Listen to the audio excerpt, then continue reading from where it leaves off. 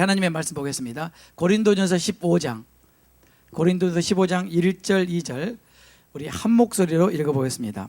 형제들아, 내가 너희에게 전한 복음을 너희로 알게 하노니 이는 너희가 받은 것이요 또 그 가운데 선 것이라.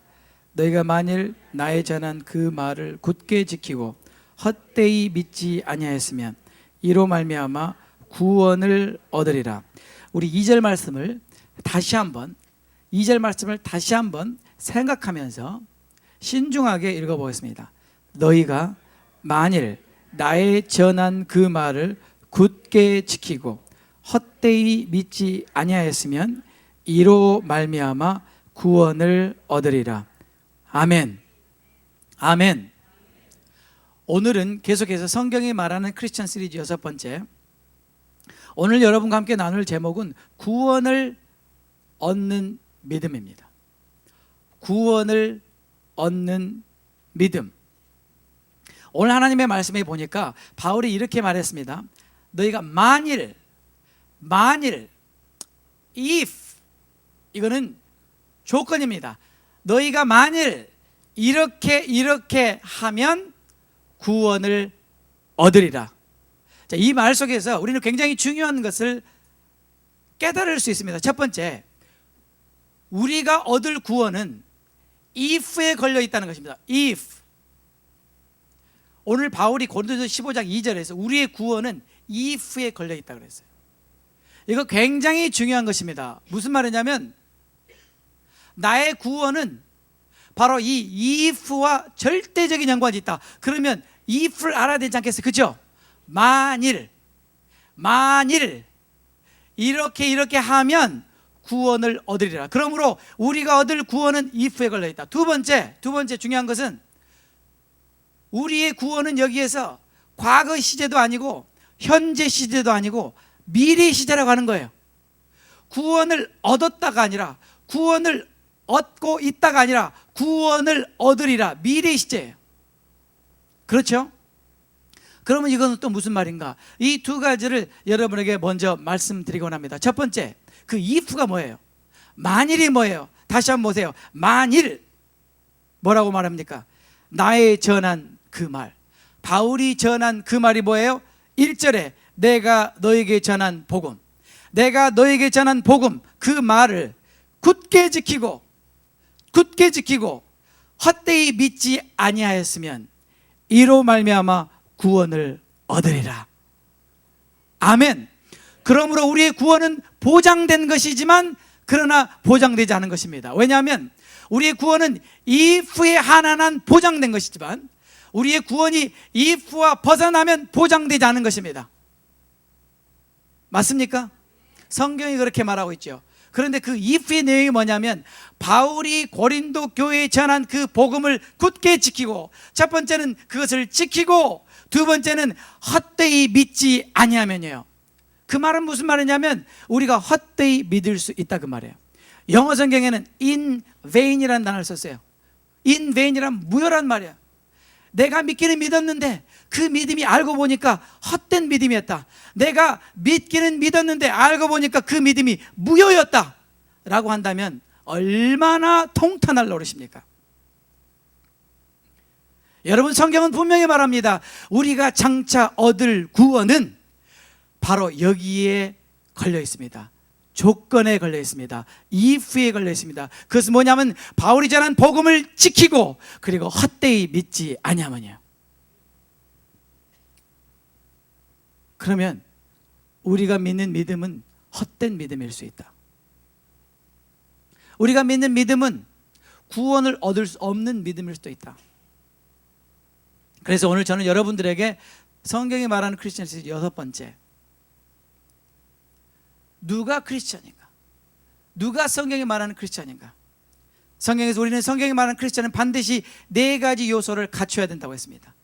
첫 번째는 회개, 두 번째는 믿음, 세 번째는 물세례, 네 번째는 성령 세례. 이 4가지 중에 그 어느 하나가 빠져도 그건 성경이 말하는 크리스천이 아니라고 했습니다. 그러므로 오늘 두 번째 그 믿음에 대해서 살펴보기 원합니다. 이 믿음은 어떤 믿음입니까? 구원을 얻는 믿음입니다. 제가 왜 이렇게 구원을 얻는 믿음이라고 그 앞에 형용사를 붙였냐면 성경은 여러 가지 믿음을 말하고 있기 때문입니다. 어쩔 때는 여러분이 성경을 읽다 보면 성경 자체가 서로 상반되는 듯한 그런 말을 하는 것을 발견하게 될 것입니다. 어쩌면 여러분이 가장 어려우면서 쉽고 쉬우면서 어렵고 알 것 같은데 모르고 모를 것 같은데 아는 것이 믿음이라고 하는 주제입니다. 여러분, 성경에는 믿음이라는 단어를 너무나 많이 사용하고 있지만 그럼에도 불구하고 우리가 너무나 잘 모르는 것이 또한 믿음입니다. 어떻게 하냐고요? 제가 물어보면요, 사람들이 제대로 대답을 못합니다. 예를 들어서 믿음이 무엇입니까? 라고 물어보면 믿음이 이것입니다 라고 대답하는 사람을 한 사람도 만나본 적이 없어요. 그럼에도 불구하고 제가 어렸을 때 자라면서 가장 많이 들었던 말 중에 하나가 그냥 믿어. 말이 많아. 그냥 믿어. 근데 저는 도저히 그냥 믿어가 되지 않았어요. 도대체 뭘 믿으라는 거예요? 도대체 어떻게 믿으라는 거예요? 믿음에 대해서 설명해 줘야 되지 않겠어요? 그렇지 않아요? 그리고 제가 가장 궁금한 것 중에 하나가 어떤 분들이 기도하면서 아주 마음을 다해, 힘을 다해, 뜻을 다해, 정성을 다하여 믿습니다 그러는 분을 저는 항상 궁금하게 생각해요. 뭐를 믿는다는 말인가 도대체? 뭐를 믿는다는 말인가? 거기에다 힘을 더 주면 줄수록 믿음이 좋은 것 같이 느껴지고 거기에 더 목소리를 높이면 정말로 그것이 이루어질 것 같이 보이는 그런 모습들을 볼 때마다 사실 저는 궁금한 게 많았어요. 그러나 아무도 저에게 설명해 주는 사람이 없었습니다. 그래서 저는 할 수 없이 독학을 하기로 결정했습니다. 그래서 제 혼자 스스로 성경을 보기 시작했어요. 그리고 책들을 보기 시작했어요. 도대체 이 믿음이 무엇인가? 성경을 보면서 제가 처음으로 충격받은 것은요, 성경은 믿음에 대한 얘기가 너무나 많다는 거예요. 그런데 그 믿음의 내용이 각각 다르다는 걸 알았어요. 그 믿음의 컨텍스트가 각각 다르다는 걸 알았어요. 이미 여러분이 아시는 것처럼 첫 번째로 사복음서에서 나오는 대부분의 믿음은 병고침에 관한 믿음입니다. 여러분이 사복음서를 다시 보시면 거의 대부분 예수님께서 믿음에 대해서 말할 때 그들이 병고침을 받을 만한 믿음에 대해서 말한 거예요. 여러분이 다시 보세요. 그런가 하면 로마서와 갈라디아에서 바울이 말한 믿음은 율법의 행위로 구원을 얻는 것이 아니라 예수를 믿는 믿음으로 구원을 얻는다는 율법의 행위에 상반되는 믿음에 대해서 말하고 있습니다. 그런가 하면 야고보서가 말하는 믿음은 바로 그 믿음, 율법의 행위에 반하는 믿음이 아니라 우리가 예수를 믿은 다음에 우리가 예수를 믿기 때문에 그 믿음이 자연스럽게 맺어가는 그 열매로서의 행함을 말하는 믿음을 말하고 있습니다. 또는 산 믿음을 말하고 있습니다. 그렇죠? 그런가요? 그런가 하면 여러분이 성경에 보면 구원을 얻을 만한 믿음도 말하고 있습니다. 그런가 하면 성경을 보면 우리가 잘하는 믿음, 연약한 믿음, 굳센 믿음, 믿음에서 믿음으로 우리가 성장하는 믿음에 대해서도 말합니다. 그런가 하면 은사로서의 믿음도 나옵니다. 그런가 하면 우리의 믿음과 상관없이 하나님이 우리에게 그냥 다운로드해 주시는 하나님의 믿음, the faith of God도 있습니다.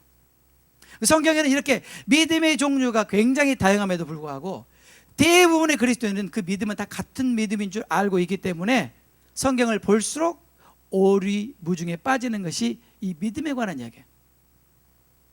제가 다시 한번 여러분에게 한번 물어보겠습니다. 제가 지금 여러분에게 믿음이 무엇이냐고 물어보면 믿음이 이것이라고 대답할 수 있는 분이 몇 분이나 계실까요?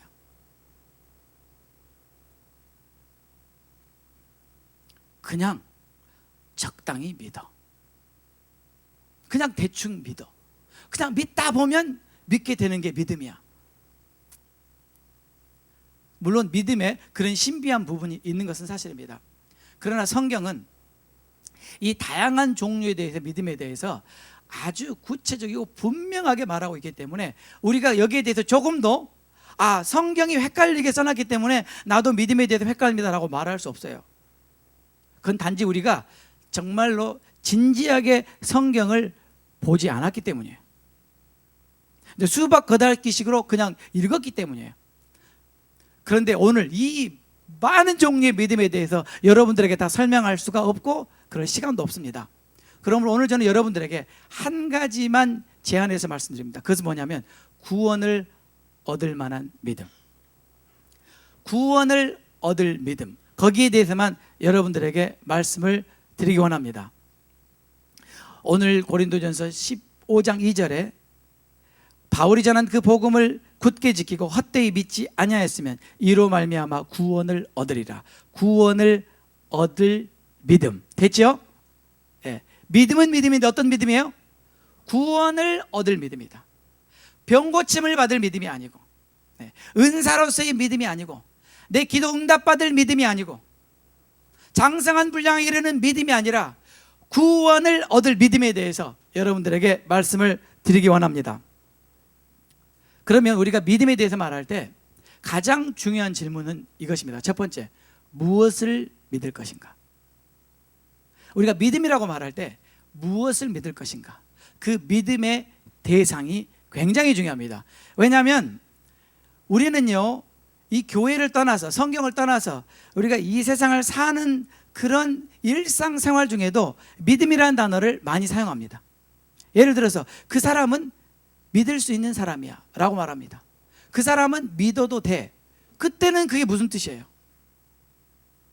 그 사람의 무엇을 믿으란 말이에요. 어떤 경우에는 그 사람의 말을 믿으란 말이요, 어떤 경우에는 그 사람의 됨됨이를 믿으란 말이요, 어떤 때는 그 사람이 그 일을 할 수 있다고 하는 그 사람의 능력을 믿으란 말이요. 상황에 따라, 그 종류에 따라, 대화의 문맥에 따라 다 다르죠. 그럼에도 불구하고 우리는 그렇게 말하면 알아듣죠. 그죠? 그렇죠? 네. 그런가 하면 우리는 이런 단어도 씁니다. 예를 들어서 여러분은 UFO의 존재를 믿으십니까? 라고 물어보지 않고 그냥 UFO를 믿습니까? 라고 물어본다면 대부분의 사람들은 UFO의 존재를 믿느냐라고 물어보는 것으로 압니다. 그렇죠?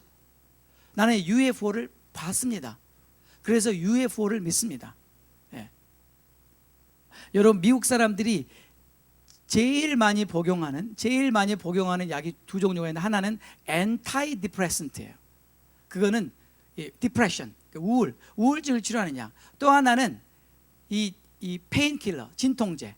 그래서 미국 사람들이 끼고 사는 것이 이 엔타이 디프레센트하고 그 다음에 이 페인킬러예요.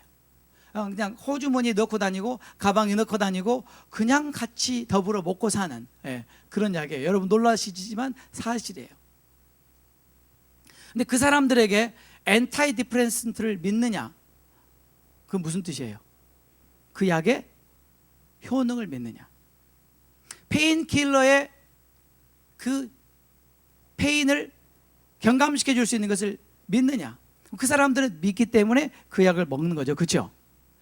이처럼 우리가 믿는다고 할 때요, 그 대상과 그 내용이 천차만별이라니까요. 그렇죠? 그래요, 안 그래요?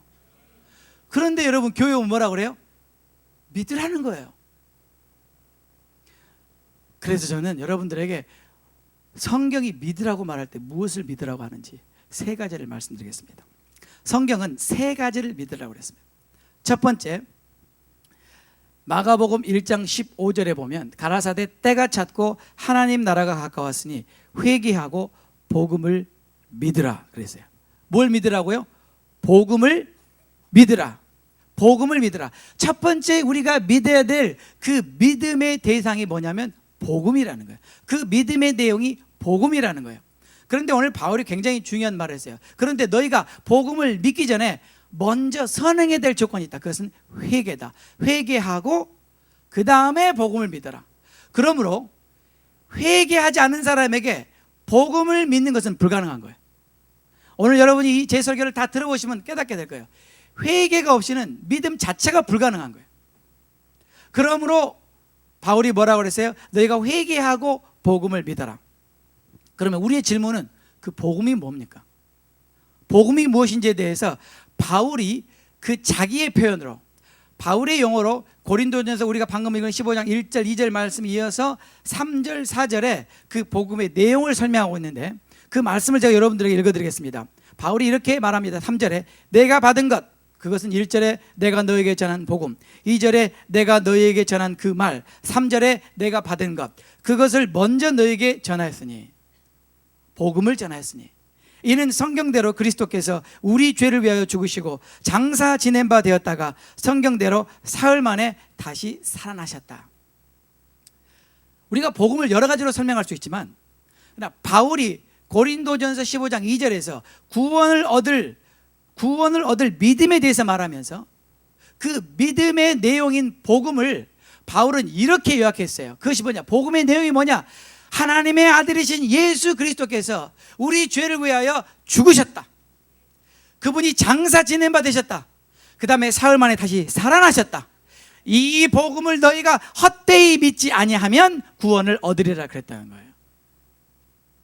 됐습니까? 그러므로 성경이 복음을 믿으라 라고 하는 그 복음은 예수 그리스도께서 죽으시고 장사 지낸 바 되시고 부활하셨다. 그 이유는 바로 나의 죄 때문이다. 이것이 바울이 설명하는 복음이에요. 그러므로 성경은 첫째로 너희가 회개하고 복음을 믿으라고 할 때 그 복음은 바로 이것을 말하는 것입니다. 두 번째, 성경은 우리가 무엇을 믿으라고 하냐면요, 진리를 믿으라고 합니다.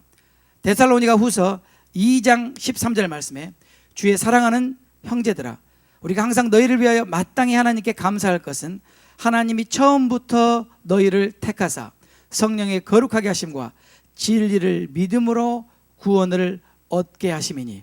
진리를 믿음으로 구원을 얻게 하심이니. 구원을 얻기 위해서 믿기는 믿어야 되는데 무엇을 믿어요? 진리를 믿음으로 구원을 얻게 하심이니. 우리가 믿기는 믿되 무엇을 믿어야 됩니까? 진리를 믿어야 됩니다. 바로 진리는 우리의 믿음의 대상입니다. 그러면 진리가 무엇입니까?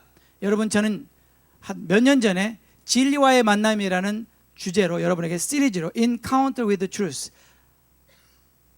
말씀을 아주 잘 드렸습니다. 여러분이 그것을 못 들으셨다면 그건 꼭 들어야 됩니다. 그건 필수입니다. 여러분, 웹사이트에 들어가시면 오디오 버전으로 진리와의 만남 그 시리즈가 있습니다. 여러분, 그건 꼭 들으셔야 됩니다. 그것은 정말 절대적인 중요한 말씀입니다. 그런데 그러므로 오늘 제가 여러분에게 반복하거나 부연 설명하지 않겠습니다. 문제는 진리를 믿어야 되는데 진리가 무엇이냐면 진리는 결코 변하지 않는 것입니다. 진리는 영원한 것입니다. 그리고 진리는 반드시 100% 진리일 때만 진리의 가치가 있습니다. 그렇죠? 그런데 그 진리가 무엇입니까? 빌라도가 물었던 것처럼 그 진리는 바로 예수 그리스도이십니다. 내가 곧 길이요 진리요 생명이니 나로 말미암지 않고는 아버지께로 올 자가 없느니라. 예수님, 그분 한 분만 진리입니다. 그분의 말씀이 진리입니다. 그렇죠? 그러므로 진리를 믿어야 구원을 얻는 거예요. 그것은 바로 예수님을 믿어야 구원을 얻는다는 말이죠. 세 번째로 성경은 무엇을 믿으라고 하는가? 그 믿음의 대상에 대해서 이렇게 말합니다. 사도행전 16장 30절 31절 말씀. 사도행전 16장 30절 31절 말씀에 이런 말씀이 있습니다. 저희를 데리고 나가 가로되 선생들아 내가 어떻게 하여야 구원을 얻으리까? 이건 빌립보 감옥의 간수가 한 말이에요. 이 간수가 바울과 실라에게 그렇게 말하는 거예요. 선생님, 우리가 어떻게 해야 구원을 얻을 수 있습니까? 바꿔 말하면 이 간수는 자기가 구원을 얻어야 될 필요를 절감한 것입니다. 그리고 선생님, 우리가 어떻게 하면, 내가 어떻게 하면 구원을 얻을 수 있는지 나에게 가르쳐 주세요. 그때 바울이 이렇게 대답했습니다. 뭐라고 대답했습니까? 주 예수를 믿으라. 주 예수를 믿으라. 그리하면 너와 내 집이 구원을 얻으리라. 구원을 얻기 위해서 우리가 믿어야 되는 대상은 주 예수예요. 주 예수예요. 여기도 중요한 것은 예수를 믿으라가 아니고 주 예수를 믿으라 그랬습니다. 이 말씀이 굉장히 중요합니다. 왜 중요한지 잘 들어보십시오. 주 예수를 믿으라고 하는 말 속에는 예수님이 누구인가를 분명하게 말해주고 바로 예수가 이러한 분인 것을 네가 기꺼이 받아들이고 바로 그분에게 너의 삶을 온전히 헌신할 그런 마음의 준비가 되어 있느냐를 물어보는 거예요. 여러분이 잘 아시는 대로 예수란 말은요, 지저스란 말은 자기 백성을 그 죄에서 건져낼 자라는 뜻이에요. 그러니까 우리가 예수라고 말하는 그 말 뜻 속에는 무슨 뜻이 들어있냐면 구원자라는 뜻이 있어요. 영어로 Savior라는 뜻이 있어요. 죄에서 자기 백성을 건져낼 자, 그 이름이 예수예요. 그럼 우리가 예수님이라고 말할 때 우리는 누구를 부르는 거예요? 구원자를 부르는 거예요. 우리가 예수님 말할 때 예수님이 나의 구원자입니다, 예수님이 나를 죄에서 건져낼 자입니다 라고 말하는 거예요. 그러나 그 예수님을 믿으라고 하는 것이 아니라 주 예수를 믿으라, The Lord Jesus를 믿으라.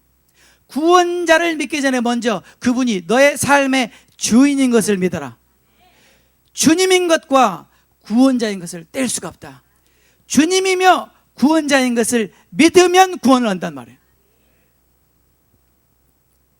거기에 대한 말씀에 대해서 사도행전 2장 36절에 그런즉 이스라엘 온 집이 정령할지니 너희가 십자가에 못 박은 이 예수를 하나님이 주와 그리스도가 되게 하셨다. 주와 그리스도가 되게 하셨다. The Lord and Christ. 그러므로 주 예수를 믿으라. 예수는 주님이요 그리고 구원자이시오. 예수는 주님이요 그리스도인 것을 믿으라, 그 말입니다. 그러면 구원을 얻으리라. 자, 여러분에게 물어보겠습니다. 그러면 우리가 예수를 주로 믿지 않고 구원자로만 믿으면 구원을 얻을 수 있습니까? 얻을 수 없어요. 얻을 수 없어요. 왜요? 성경이 분명히 말하기를 주 예수를 믿으라고 그랬기 때문에. 그렇죠? 여기에 대해서 복음주의 신학에 아주 영향력 있는 분이 존 스토트라는 분이 이렇게 말했습니다. 예수 그리스도를 주님으로 인정하여 복종하지 않으면서 구원자 또는 구세주로 받아들일 수는 없다. 다시 말하면 예수님을 주인으로 받아들이지 않고 구세주로 받아들이는 건 불가능하다는 거예요. 근데 그럼에도 불구하고 여러분 잘 한번 생각해 보세요. 여러분들이 예수님을 영접할 때 예수님을 주로 영접했어요? 구원자로 영접했어요? 여러분이 사형리를 따라서 했으면 거의 구원자로 영접하셨을 거예요. 거의 대부분의 복음주의에서 복음을 전할 때는 예수님을 구원자로 영접하라고 하지 주라고 영접하라고 하지 않습니다. 그 이유는 예수님을 주라고 영접하면 영접할 사람이 거의 없어요. 여러분 같으면 영접하시겠어요? 자, 여러분이 아직 예수가 누군지 기독교가 뭔지 아무것도 모르는데 어떤 사람이 여러분에게 복음을 전하고 그리고 당신이 이 예수를 주로 영접하면 그리고 구원자로 영접하면 구원을 얻을 것입니다 라고 말할 때 여러분이 선뜻 그 예수를 주라고 받아들일 수 있겠어요? 여러분이 그 의미를 잘 생각해 보면 아마 쉽게 받아들일 수 없는 말이 바로 이 말이에요. 왜냐면요, 주라는 말은 The Lord란 말은 The Master란 말은 내가 그분을 주로 섬기겠다는 말은 나는 그분의 노예가 되겠다는 말이에요. 다시 말하면 더 이상 내 인생은 내 것이 아니에요. 더 이상 나는 권리도 없어요. 더 이상 나는 내 뜻대로 살 수 있는 아무런 권한이 없어요. 나는 완전히 이 예수라는 분의 노예가 되는 것이고 그분이 시키는 대로 살 것이고 그분이 하라는 대로 할 것이에요. 그것이 바로 예수님을 주라고 영접하는 뜻이거든요. 그렇잖아요? 어느 누가 그렇게 하겠어요? 어느 누가 내 인생을 송두리째 예수님께 내어줄 사람이 있냐고요? 그것이 어렵기 때문에 복음주의자들이 이것을 살짝 완곡하게 만들어버린 것이 그걸 빼버린 거예요. 그리고 구원자로 영접하라. 아니, 구원해 주시겠다는데 손해볼 게 뭐가 있어요? 그래서 우리는 본의 아니게 그 의도는 좋았지만, 많은 사람을 구원을 얻게 하려는 의도는 좋았지만 본의 아니게 우리는 잘못된 믿음을 소유한 이 신자들을 많이 양산해 내버리고 말았어요. 만약에 오늘날 교회에서 예배드리는 수많은 사람들에게 예수를 주로 영접하는 사람을 손들어 보라고 하면 만만치 않을 것입니다. 그러나 구원자로는 많이 영접했을 것입니다. 제가 오늘 여러분들에게 무엇을 믿어야 되는가? 성경은 이 세 가지를 믿으라고 말했습니다.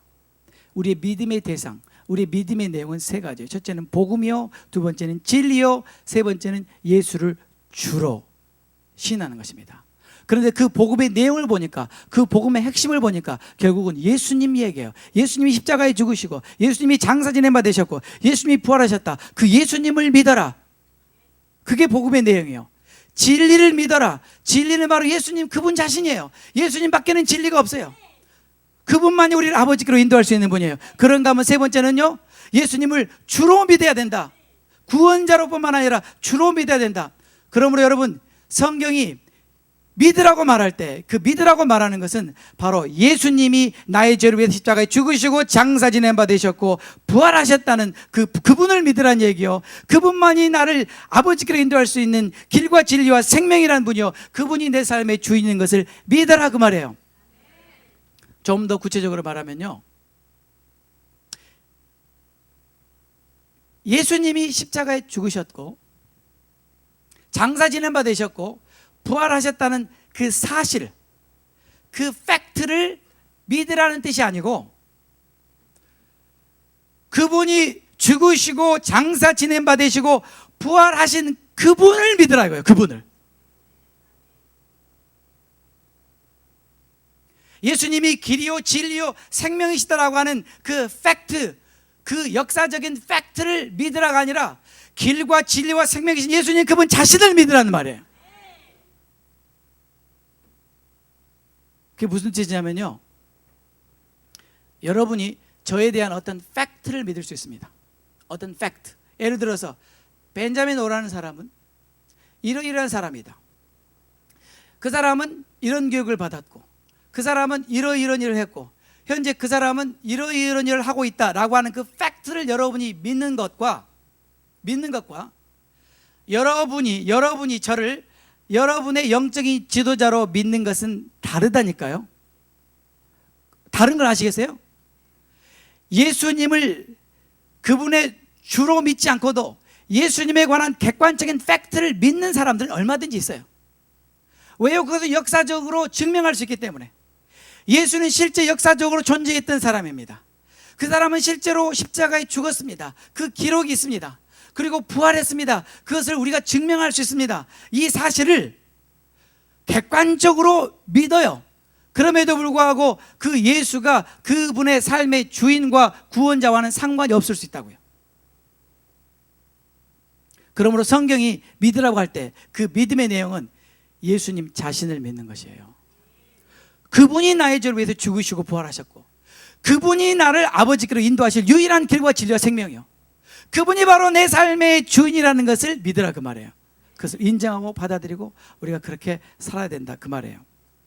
그러므로 오늘 여러분에게 믿음이 무엇인가, 첫 번째로 믿음의 대상, 무엇을 믿을 것인가에 대해서 여러분에게 말씀드렸습니다. 그럼 두 번째는 어떻게 믿을 것인가, 어떻게 믿을 것인가. 다시 말하면 그 믿음의 의미가 무엇인가, 믿는다는 말이 무슨 뜻인가. 첫 번째는 무엇을 믿을 것인가, 믿음의 대상에 대해서 여러분에게 말씀드렸고, 이제 지금은 어떻게 믿을 것인가, 그 믿음의 의미, 내가 믿는다라고 말할 때 그 의미를 여러분에게 말씀드리고 싶습니다. 첫 번째로 우리가 믿는다라고 하는 것, 어떻게 믿는지라고 하는 것을 성경에서 로마서 10장 9절 10절에 자세히 설명합니다. 우리가 지금까지 왜곡하고 오해했던 구절 중에 한 구절이에요. 그러나 이 구절이 굉장히 중요한 말씀입니다. 한번 우리가 찾아봅니다.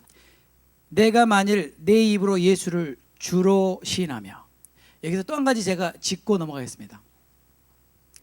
많은 사람들이 예수를 입으로 주로 시인하면 구원을 얻는다고 합니다. 그렇죠? 입으로 예수를 주로 시인하면 구원을 얻는다고 말합니다. 왜? 여기에 그렇게 나와 있기 때문에. 그렇죠? 계속 읽어보겠습니다. 또 하나님께서 그를 죽은 자 가운데서 살리신 것을 내 마음에 믿으면 구원을 얻으리니 사람이 마음으로 믿어 의에 이르고 입으로 시인하여 구원에 이르느니라.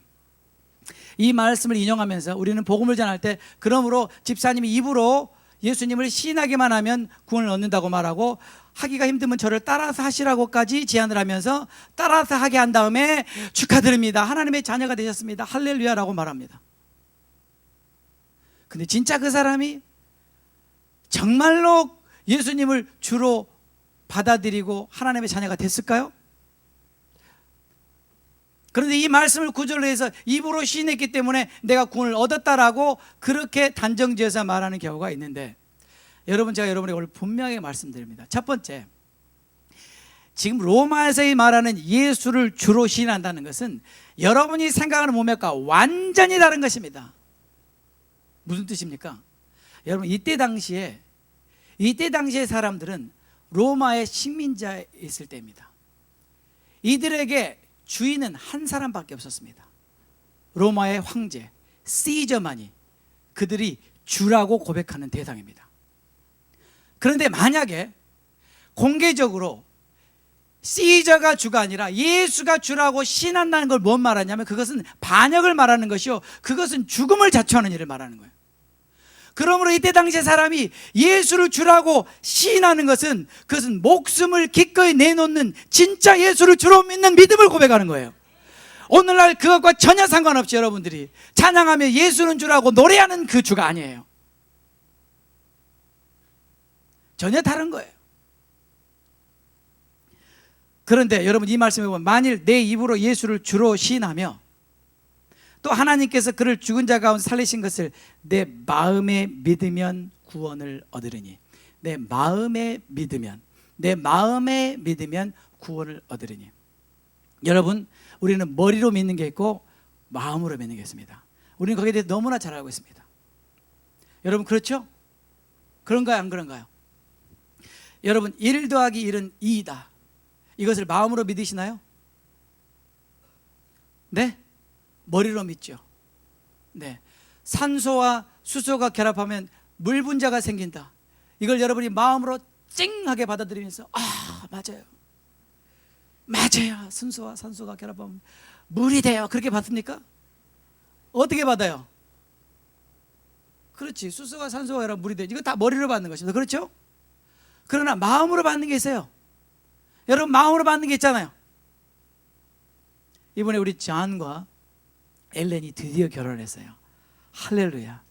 정말 우여곡절 끝에, 네, 역시 사랑은 결국 승리를 거두고 그런데 여러분, 그날 제가 물어봐요. 서약하잖아요. 네, 존, 당신의 엘렌을 당신의 와이프로 맞아요. 네. 제가 뭐라고 했죠? anyway, 검은 머리 팥불이 되도록 사랑하고 존중할 것을 서약합니까? 그때 존이 머리로 해요, 마음으로 해요?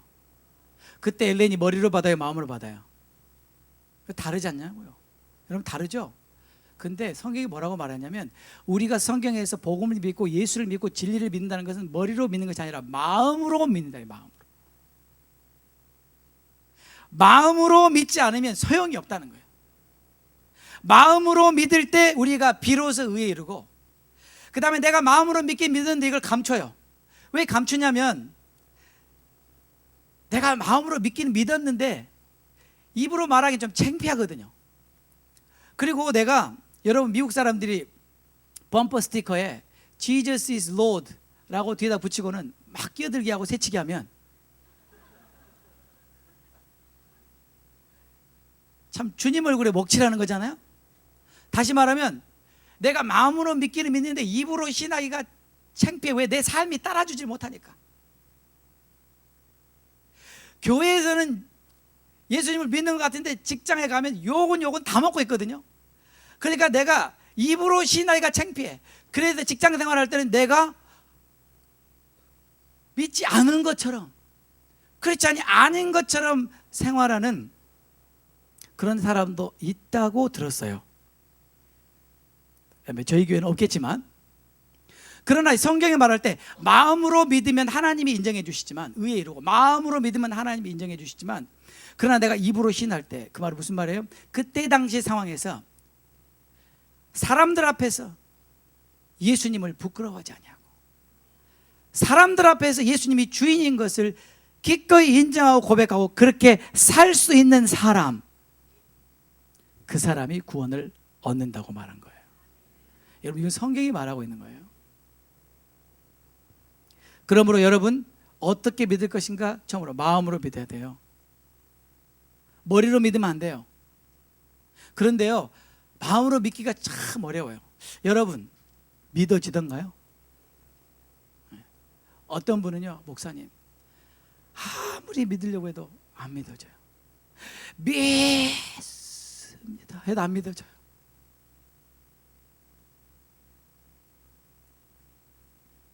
여러분, 마음으로 믿으면요, 믿지 말라 그래도 믿어요. 그러므로 우리는 마음으로 믿어야 그것이 참 믿음입니다. 두 번째, 믿는다는 것은 무슨 의미인가? 다시 말하면 믿는다는 건 어떤 뜻인가? 그것은 trust 한다는 뜻이에요. 신뢰한다는 뜻이에요. 이 믿는다는 히브리어 단어를 구약에서는 영어로 trust로 번역했어요. trust로.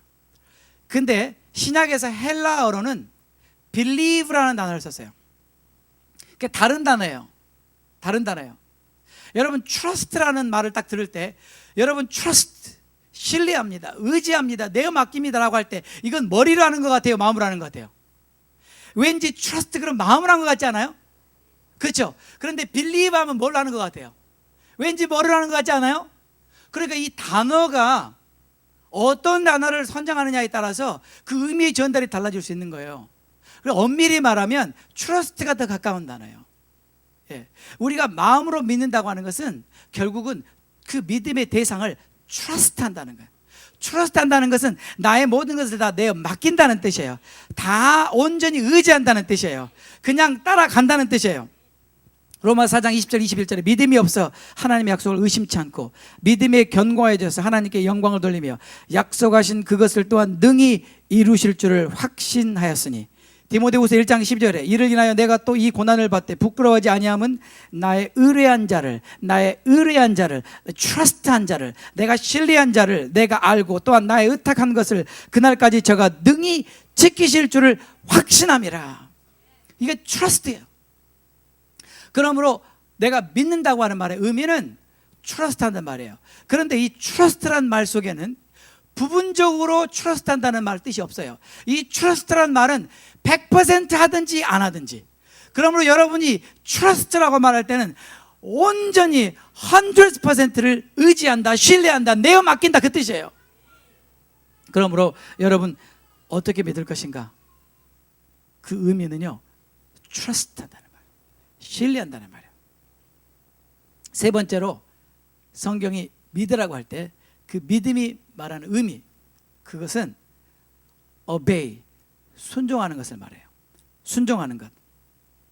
로마서 1장 5절에 그로 말미암아 우리가 은혜와 사도의 직분을 받아 그 이름을 위하여 모든 이방인 중에서 믿어 순종케 하나니. 믿음과 순종을 분리할 수 없습니다. 믿어 순종케 하나니. 로마서 16장 20절에 모든 민족으로 믿어 순종케 하시려고. 여러분, 신약에서 구원을 얻은 믿음이라고 말할 때 그 믿음은 순종과 떨어진 것이 아니라 순종과 뗄 수 없는 순종과 하나인 것입니다. 그러므로 우리가 신약에서, 구약도 마찬가지지만 신약에서 우리가 믿는다고 말하는 것은 우리가 그 믿음의 대상에 순종한다는 뜻이에요.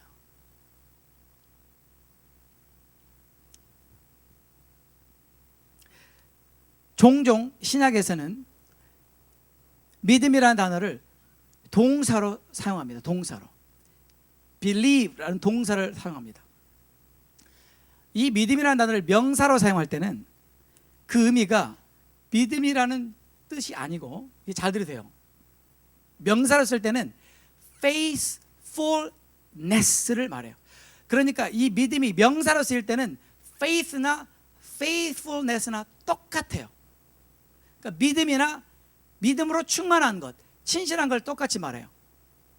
그러므로 신약에도 우리가 믿음이라고 말할 때 명사는 믿음으로 충만한 신실한 상태를 말하고, 우리가 믿으라 동사 believe라고 말할 때는 이것은 내가 이 믿기 때문에 뭔가를 행하는 걸 말해요. I do something because I believe, 그런 뜻이에요. 그 역동적인 믿음을 말해요. 그것이 바로 신약이 말하는 믿음입니다. 여러분이 잘 아시겠지만 이 내용은 우리가 더 자세히 살펴볼 것입니다. 여러분, 야고보가 말할 때도 그런 말을 했죠. 이와 같이 행함이 없는 믿음은 그 자체가 죽은 것이다. 그러면서 이런 말을 합니다. 너희의 믿음을 좀 나에게 보여다오. Show your faith. 믿음을 보여다오. 믿음이 어떻게 믿음이 보여요? 여러분, 믿음 보이세요? 집사님 믿음이 참 좋아. 거기에 믿음이 좋아라고 써졌나요? 어떻게 믿음이 좋은 거 알아요? 믿음을 어떻게 하냐고요? 행함을 보고 알잖아요. 그래서 야고보가 뭐라고 그랬어요? 이렇게 말했어요. 나는 행함으로 나의 믿음을 너에게 보여주겠다 그랬어요. 나의 믿음을 뭘로 보여줘요? 행함으로 보여주겠다. 여러분, 그러므로요, 신약 성경에서 믿음이라고 말할 때는요, 순종과 뗄 수가 없는 거예요. 순종과 같이 가는 거예요. 근데 여러분, 그런 사람 보셨어요? 믿음은 굉장히 좋은데 순종하지 않고, 믿음은 굉장히 좋은데 행함으로 따라주지 못하는 사람들 보셨어요? 못 보셨어요? 할렐루야. 주의 은혜고, 참 주의 은혜가 넘치셨군요. 어떻게 그걸 못 보셨을까? 여러분, 만약에 우리 이렇게 생각, 만약에 오늘날 예수를 믿는, 소위 말해서 크리스천이라고 말하는 사람들, 교회 다니는 모든 사람들이 진짜로 그 행함으로 믿음을 보여줄 수 있는 사람들이라면 오늘날 이 세상이 이 모양 이 꼴이겠습니까? 대답 좀 해봐요. 정말 그들이 행함으로 믿음을 보이는 사람이라면 기독교가 개독교가 됐겠습니까? 정말 그들이 그 믿음을 삶으로 순종으로 보여주는 사람이라면 평신도가 병신도가 됐겠습니까? 저는 지난주에 다비드 선교사님 말씀 듣고 충격받았어요. 야, 이제 갈 때까지 갔구나. 병신까지 다 됐구나 이제.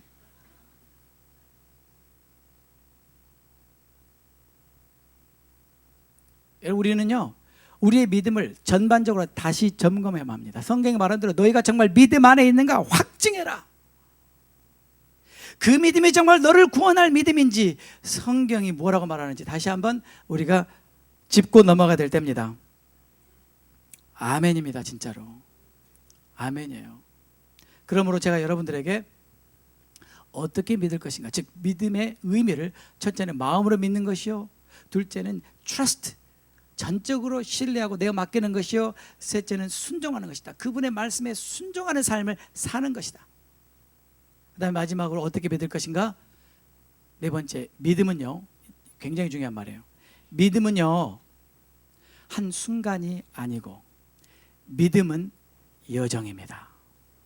나는 예수를 믿었어요. 그리고 구원을 얻었어요. 그러므로 이제 나는 더 이상 믿을 필요가 없어요.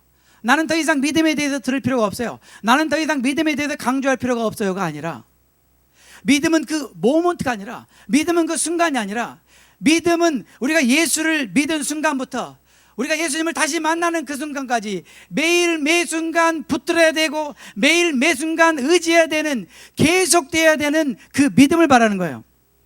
그건 무슨 말이냐면요, 자, 제가 회개했어요. 회개라는 걸 죄에서 돌이키는 거예요. 죄에서 돌이키고 하나님을 향한 믿음을 갖게 됐어요.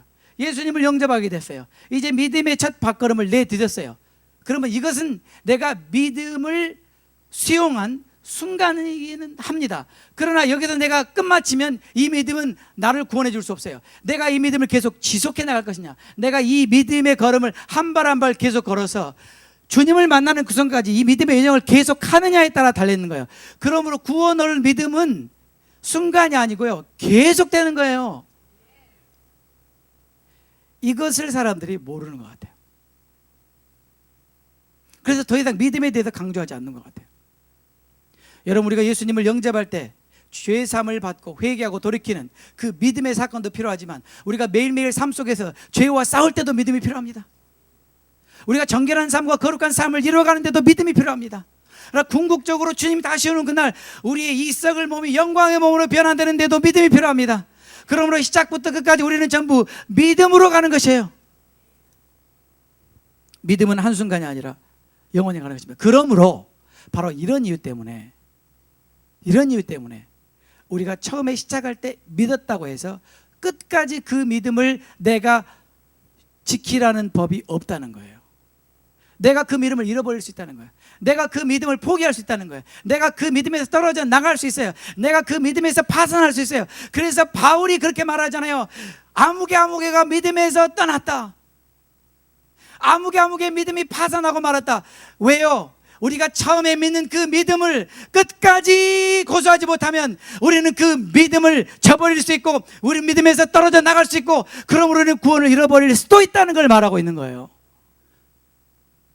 그럼에도 불구하고 얼마나 많은 사람들이 내가 1978년 5월 6일 날 예수를 믿고 구원 얻었으니까 나는 어떻게 살아도 나는 구원 얻을 것이라고 그런 새빨간 거짓말을 했어요. 여러분, 믿음은 내가 어떻게 시작하느냐가 중요한 만큼 내가 믿으면 나의 마지막 순간을 어떻게 마무리하느냐가 더 중요한 거예요. 그래서 바울이 뭐라고 말해요? 내가 나의 믿음을 지켰고 나의 달려갈 길을 다 마쳤다. 우리가 우리의 믿음을 지키고 우리의 믿음을 붙들고 이 믿음으로 이 믿음의 여정 나의 달려갈 길을 다 마칠 때 비로소 내가 그곳에서 구원을 얻는 거예요. 이것이 구원을 얻는 믿음이에요.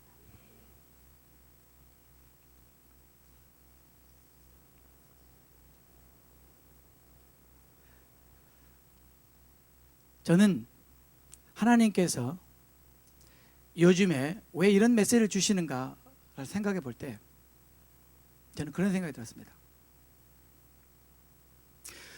우리가 기독교를 믿는다고 하며 신앙생활, 신앙이란 믿음이라는 말이에요. 예수를 믿는다고 하는데 도대체 무엇을 믿는지 알고 믿는 것인가? 그 믿음은 점검된 믿음인가? 그 믿음은 확증된 믿음인가? 그 믿음은 성경으로 인해서 정확하게 검증된 믿음인가를 다시 한번 하나님께서 우리가 짚고 넘어가기를 원하시는 것 같아요. 제가 여러분의 믿음이 잘못됐다는 것이 아닙니다. 제가 여러분의 믿음이 부족하다는 걸 말하는 것이 아니라 적어도 여러분이 믿는 이 믿음은 구원을 얻어야 되지 않겠는가? 왜냐하면요, 그 믿음의 종국, 그 믿음의 결국은 베드로전서 1장 8절 9절에 보면 예수를 너희가 보지 못하였으나 사랑하는도다. 이제도 보지 못하나 믿고 보지 못하나 믿고. 이것이 세상에서 말하는 믿음과 달라요. 세상은 seeing is believing, 보는 것이 믿는 것이다. 그러나 성경은 뭐라고 그래요? 보지 않고 믿는 것이 믿음이다.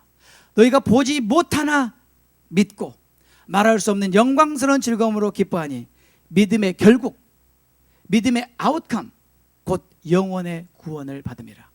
여러분, 믿음의 결국은 그것이 영혼의 구원과 연결되지 않는다면 그 믿음이 무슨 소용이 있겠어요? 여러분이 믿는다고 믿었는데 종국에 가서 여러분을 구원할 수 없는 믿음이라면 그 믿음이 무슨 소용이 있느냐고요. 그러므로 여러분의 믿음이 헛된 믿음이 되지 않아야 됩니다. 여러분의 믿음이 진짜 믿음, 진정한 믿음, 성경이 말하는 믿음, 구원을 얻을 수 있는 믿음이 되어야만 합니다. 그래서 오늘 제가 여러분들에게 이 믿음에 대해서 말하는 거예요. 믿음이 무엇입니까? 믿음의 대상. 어떻게 믿습니까? 믿음의 의미, 믿음의 결국이 무엇입니까? 영혼의 구원입니다. 이것을 여러분들에게 말씀드렸습니다.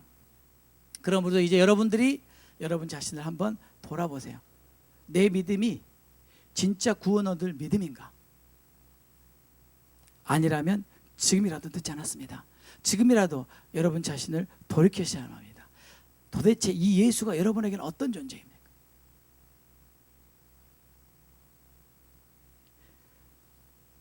어떤 분이 시를 하나 썼어요.